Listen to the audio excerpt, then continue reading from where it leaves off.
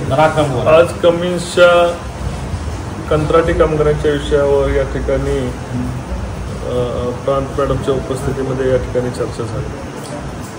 संपूर्ण याचं दुःख त्यांनी मांडलं आणि या ठिकाणी आधी जे प्रांत होते त्यांनाही चुकीच्या पद्धतीने खूप वागणूक मिळाली। प्रांत मॅडमने पण त्यांच्या भावना त्या ठिकाणी सांगितल्या।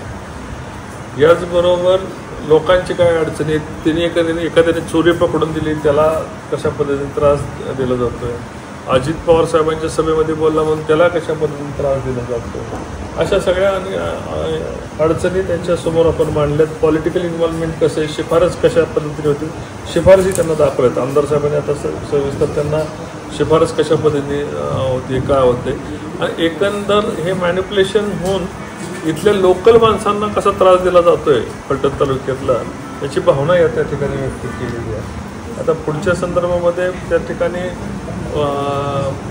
त्यांना वेळ द्यावा लागेल। आपण त्यांना म्हटलं की तिसरी मीटिंग आहे, याच्यानंतर डायलॉग्स कुठले होणार नाही।